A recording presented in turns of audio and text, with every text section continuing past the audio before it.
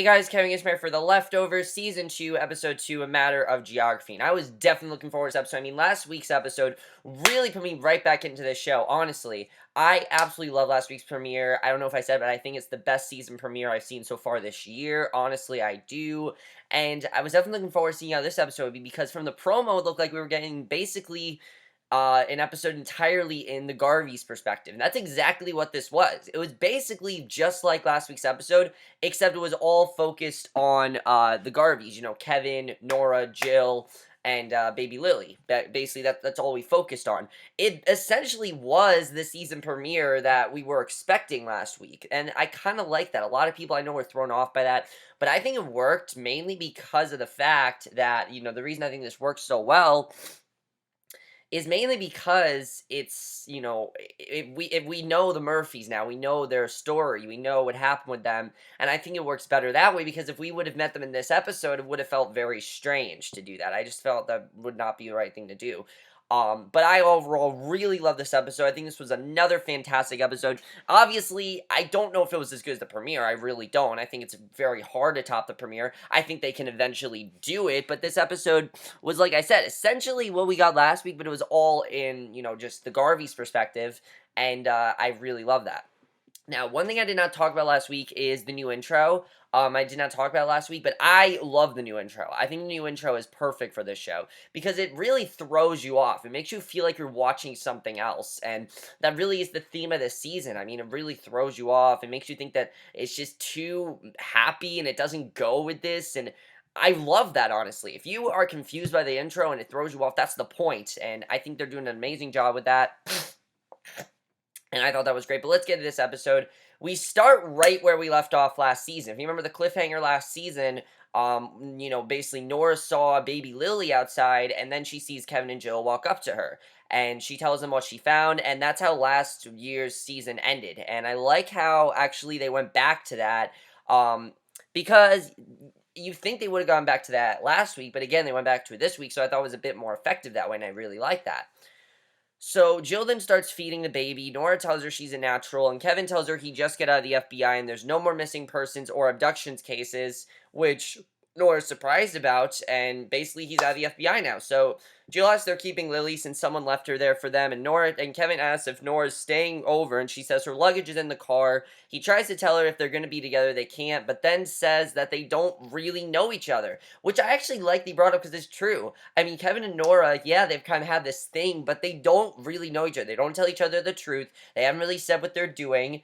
It's true. I mean, they need to establish some sort of trust, and I like how Kevin brought this up, and basically we get this great scene here that kind of felt like the last scene of, it kind of felt like how last year's finale should have ended, but I like how they started it with this, because he basically tells her everything. He tells her how he's been walking in his sleep and was taking medication, and how, you know, he tossed his pills, and then Patti killed herself, and, you know, how Matt buried her, and assures her that she's the only one that knows about it, and it just is a really great scene because finally he's telling someone. He's finally telling someone about it, and I really love seeing that.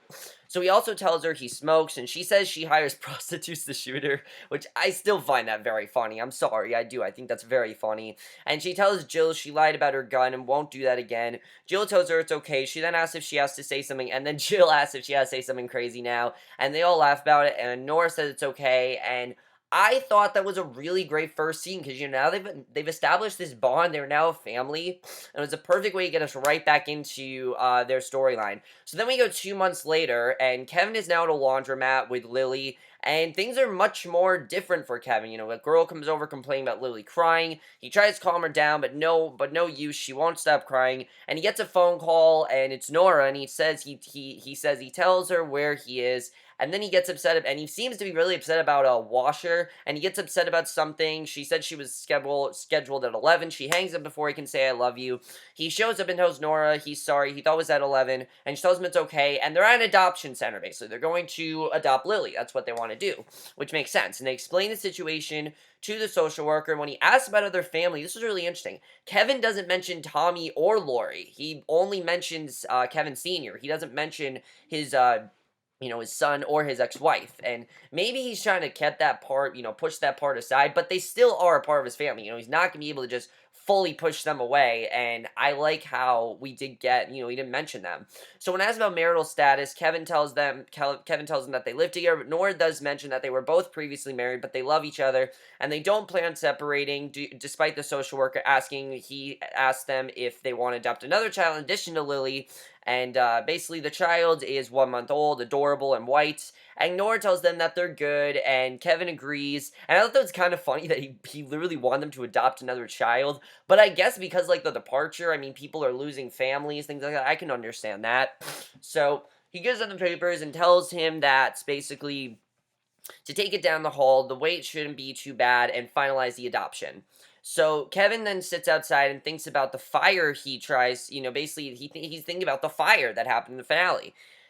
And he gives them basically he tries to fix the washer with whatever tools he has. By the way, the montage here I thought was really good, and this very much reminds us of John from last year. John's obsession with the cricket. Well, Kevin has an obsession with this washer, and he keeps picturing Patty's death in his head. He just keeps thinking about it, which is understandable. I mean, he never really got that closure with Patti, and now he buys some tools from the hardware store. Also buys a shovel as he digs. He keeps picturing him and Matt digging Patty's grave, and he looks at Patty's dead body, and he sees a police car, freaks out, speeds down the road, and basically the police officer tells him to turn off the vehicle. He tells him there's a body in the back of his truck, and basically he's gonna make himself seem like he's guilty of this. And I thought that was definitely very interesting, because he wants people to know that Patti is dead. He wants people to know that, because he needs to get that closure.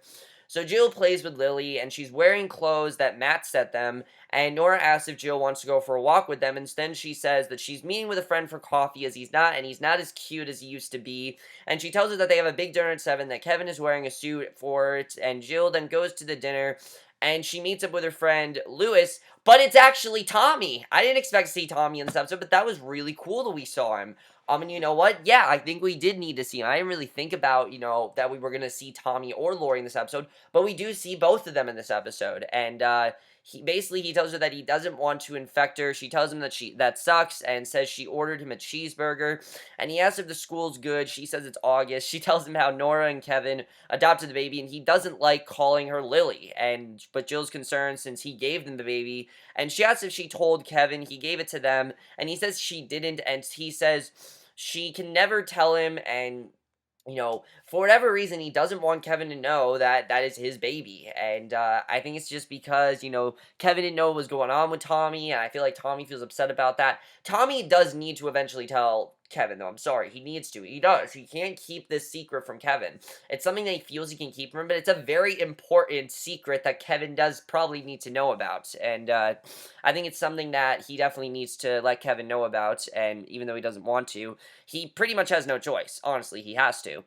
So she's trying to tell him that he should try to reconnect with Kevin, but he doesn't really seem like he wants to. And, he says to not start that again. And basically, he says she can't. And she asks why. He says it's because no. And, he asks if she's okay. And she says she is okay. And her and Nora are all okay. But he says that nobody's okay, which I can understand. But, she's starting to say that they are kind of okay. They're kind of in this period of normalcy at this point. They're trying to be normal. And that's something I like seeing from this episode. You definitely see how they're trying to be normal. And she says he can be a part of it anytime. He says he's sorry. He gives her an envelope. Christine wanted to give it to her, but she rips it up, and he tells her he loves her and leaves. And her ripping it up, I think, kind of was just like putting aside all the drama. She didn't want to deal with it. And basically, as he leaves, she sees Laurie is with Tommy, who briefly sees her. And for whatever reason, Laurie and Tommy are with each other right now. We don't know why. Hang on one second, guys. Sorry, guys, I'm making FaceTime. But basically, we see, Laurie is with Tommy, who briefly sees her, but she goes away, and then Nora gets a call from someone. This was really interesting when she gets this call, because he tells her that there's an offer on her house, $2.7 million, and she's confused since they only listed it for $600,000. So this is a lot more than they listed it for, and he says it's a preemptive bid. They put it on the clock, and they have till the end of the day to respond. Obviously, she has no idea what this is going on, so naturally she asks the people, why the hell are you offering so much on my house? She doesn't understand this, and Basically, they tell her that her home has been flagged as a highly desirable property by a number of separate institutions, and one of them is their college, which is MIT. And they're basically spearheading a research project, and the university is financing the grant to buy her house because it's anonymous. And she realizes that they want to buy it because her family disappeared in it. And that's completely understandable. They obviously want to buy this house because it's very unique, and they want to know why people are disappearing. And people still don't know the answer. They don't really know why people are disappearing, and it's still something that is important. And she asked them if they have a guess. If they're writing a grant for that big, they must have a guess to where a family might be, and they say they can't determine where, only why. She doesn't understand. And basically the guy there says it's a matter of geography and places, and the richest data gathered from sites where multiple departures have occurred in the same proximity, like right there. She remembers the departure in her head, and she says she was there with them, and he says he understands. It's that they were by, his understanding is that they were by the table, and she was by the sink, and if she was by the table, she probably would have disappeared too. So you can see how much this affects Nora. Nora is trying to move on, you can tell, but Nora definitely, she still has that grief. She still feels like, she obviously misses her family, and it's sad to see, but you can definitely tell that obviously she does miss her family. So, basically, we then see that she says she was there with them, and he says if she sells the house, she'll be one step closer to getting the information she wants, and she asks if he thinks it's going to happen again. He says, why wouldn't it? And we know it does happen again, because of course, we know that Evie disappears, and I think just knowing that, it makes this scene a lot more effective. If we had not known that Evie disappears, that there's going to be a second departure, I think this scene would have been just as effective, but knowing that Evie does disappear at the end of this episode, I think that makes it even more effective. So Kevin is then at the police station in handcuffs. He meets with Officer Makepeace, and she doesn't seem to give a shit about the fact that Patti died. All she really cares about is that, what happened to him, and that he didn't, and that she killed herself. And she says she read his official resignation, and I quit being a cop because of a riot, and she's happy for him. She says good riddance to Patti, and Kevin asks if she's letting him go, and basically she asks if he wants to blow up his life, and he says he doesn't. She tells him to go home, and that's exactly what he does. So he walks home, and then this is when things get crazy, because he starts to see the ghost of Patti in his car, and this becomes a regular thing in this episode, and I think it's going to be a regular thing throughout the season. And you can tell that Patti's death is still haunting, because he's seeing him in his car, and she's asking him what the fuck that was. He doesn't really say anything, though, because he doesn't want to think that she's there. And he comes home to find Kevin Sr. with Nora and Lily, which obviously Kevin Sr. supposedly was in a mental institution, and Nora says that he's been released, and Kevin makes it clear he doesn't trust him, and he jokingly says the guy he stole the clothes from was in a ditch bleeding to death, and I thought that was kind of funny. So Kevin Sr. says all the nut house will tell him that he's cured, and Nora says he's moving to Australia. He says he's not moving, just staying there for a while. And Nora says that Kevin's taking them for dinner tonight, and she says the two should catch up. And Kevin Sr. says that Nora's a great woman. And Kevin says he said that with Laurie too, and he says he still likes Laurie, but he just likes Nora more, and he thinks Nora's better for Kevin.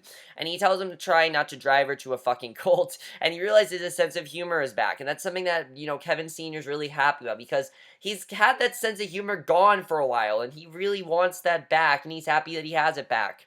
So Kevin says it's pretty convincing, and it seems pretty normal, and he asks if he's implying that he's not. He says he saw him yelling at Gears, yelling at shit that wasn't there, and he asks who did it, who said it wasn't, and Kevin said the laws of fucking nature do, and he says he agrees the laws of fucking nature have been a bit upside down lately, which, yeah, they have, like, with the departure and shit. I can totally understand that. So Kevin asks if his voices just went away, and he says he just started doing what they told him to, and that's how they went away.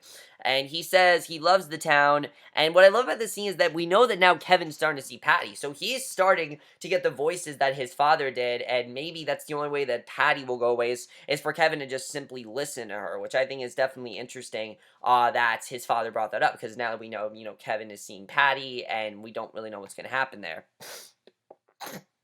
So basically, at the restaurant, they all order food, and Kevin just randomly asks if they want to get out of there, not just out of the restaurant, and we then see them move to Miracle, Texas. When they get there, they then see a park ranger talking about how if they don't have wristbands to turn back around, and we know how serious that is from last week, and a woman asks if they want her to sell her wristband, but Kevin says they rent a place and don't need wristbands. And then a park ranger looks at their truck to make sure they didn't pick up any hitchhikers along the way, and Kevin explains how they rented the place, and Nora shows a copy of the lease. He tells them what to do, and they're in, and an officer tells them that they're going to need to take their dog and to quarantine if they're going into town, and this is something Kevin did not expect at all. He does as asked, but then realizes he has to wait 60 days, and is outraged since it's just a dog and not wildlife. You know, they're claiming it's wildlife, but Kevin's like, you know what, it's just a dog. Why are you so worried about it? And the woman says she'll call as soon as the dog can come home, but he's free and to visit anytime, and she leaves them to say their goodbyes.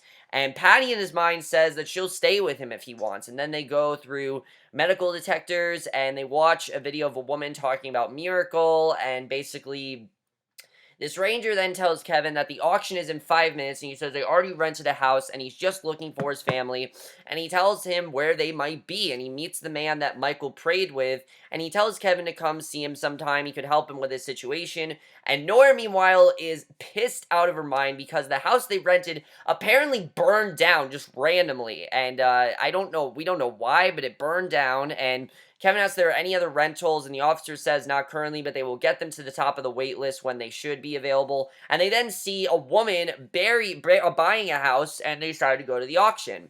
And basically, Kevin asks to talk about there are other places they can live, but Nora is so insistent on buying a house that she bids on $3 million, which is more than the current bid, and they get the house basically next to the Murphys.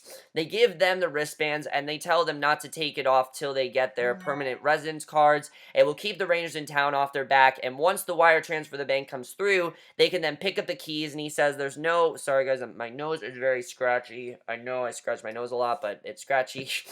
He says there's no hotel rooms, so they're going to have to find accommodations, and Nora says that they don't need them since they have family there, which they do. If you remember, Matt lives there, and they knock on the door and lets Matt know it's them. We get this really nice reunion between Matt, Kevin, Nora, and Jill. It was a really sweet reunion overall. It was cool to see them all reunite, especially because we saw Matt last week. And again, I don't think if we had saw Matt last week, this scene would have been nearly as effective because we know that Matt is now living there. And basically, he asked if he was coming into town, and Kevin tells him that everything had happened, and Nora says she was and I love how Kevin was like, oh, well, you know, they just took our dog, and our house burned down, but, you know, other than that, smooth sailing. I thought that was funny. So, Nora says she was hoping they could stay with them tonight. He says, of course, but they're a little short of space. They do have a tent. Nora says it's $3 million is almost exactly the same she got for a place back home. And Kevin says it must be meant to be, and Matt says it's very nice. And Jill says they actually haven't seen the house yet. And Nora says they think they should come stay with them for a while. And he says it's very generous, but he doesn't think it's a good idea. And he's been helping out at the church, so it'll be close by. And Kevin basically says that he doesn't want to. And Matt realizes he told her about, them bearing Patti, and Kevin says they tell each other everything. They sleep in the tent in the middle of the night. Kevin puts on his earbuds because he can't sleep, and the next day they find their new house, and Kevin notices John is there, and he waves to him. They step inside, and it's a pretty big house, and this is when things are definitely starting to connect from last week. And Jill says she gets to call her room, but Nora says she doesn't. They race each other to it, and Kevin then smokes and uses the stove as a lighter, and a fire starts, and he starts to light his cigarettes, and Patti calls him, slams his head on the stove. That's how he gets that big gash in his head, as we know. He had a huge cut last week, and basically the ghost of Patti then says she's sorry she had to do that to him, and again, he's seeing Patti. It's just he can't stop seeing her, and she says they cannot go on with him treating her like this, she doesn't exist, because she does, and she needs him to talk to her, and he pushes her away. Nora comes down, obviously not knowing what happened, and Kevin says that, you know, he just simply slipped on some water, but there's no water on the floor, and, you know, Jill reminds him that there's no water on the floor, and that basically that's when the doorbell rings for John, when John comes at the door to invite them to the party. That's when that happens. So Kevin asks who was at the door. Nora says it was just their new neighbor. She asks if he's okay. He says he is. And she asks if he wants to go to a birthday party. And she says they'll just drive by for 15 minutes, and he agrees to go. And they sing Happy Birthday to John when Evie has her seizure. And when Nora suggests Kevin get the pie, he again sees Patti. And she says it's hard to tell the Murphys are part of... And I thought this was interesting that she said that, because this kind of goes with the season overall. Because she says it's hard to tell if the Murphys are part of his story or he's a part of theirs. Which is true, because I mean, last week we saw the Murphys' perspective and the Garveys were a part of their story. And now we're seeing, you know, the Garveys' perspective and the Murphys are a part of their story. basically. So I think that definitely is very interesting. I think it just kind of goes hand in hand this season. I think we're just telling the story of these two very different families, and that's what we're going to do all season. So we then see them leave the party, and Taylor and Violet welcome them to town, Evie's friends, and Nora says she likes the Murphys, and she asks if he's okay. I don't know why I said that Jill went with Taylor and Violet last week. I don't know why I said that. But basically, oh, also I forgot to say, at the visitor center, Kevin did see that man that Michael prayed with. I forgot. Actually, I did talk about that. But basically, um, Nora says that she likes Murray's and she asks if he's okay. He says he's just tired. The earthquake didn't happen, so it's caused the light bulb to go out, and Kevin freaks out over it. And she asks him what's wrong with him, and he starts to act like his old self again. I'm just like, please don't fuck this up. And Jill even says, please don't fuck this up. And basically, she asks what it, and Kevin's saying this is not what it was supposed to be. She asks what it was supposed to be. He says it was not this. He spent all their money on a house they've never seen or been in. They're supposed to try it out and see what happens. And then she went in and he asked what it was for. And Jill says Nora needs to be there because it makes her feel safe. And I do agree with Jill that is why Nora wants to be there, because she feels safe. She feels like this is the place that can help her out and make her feel sane again. And that's just something that she needs. And Kevin needs to respect that. He doesn't seem to respect that, but he needs to respect that because that's why they're there. And basically she says, she asks why they have the awesome wristbands, and she then tells him not to fuck it up. He asks if he is. She says not yet, but he's showing potential to, and he then goes to find Nora on the balcony and asks her if Lily's asleep. She says she is. He says he's an asshole, and she agrees. He tells her he's sorry. She says she likes it here, and he says he does too. She says if there's something he wants to tell her, whatever it is, she can handle it. He says that he loves her, and basically, that seems like the end of the episode. It seems like the end of the episode is just him sleeping, but then, this was really interesting. After having sex, he wakes up in the middle of the night, and he's in the lake. He's tied up. He's got a cinder block tied to his leg.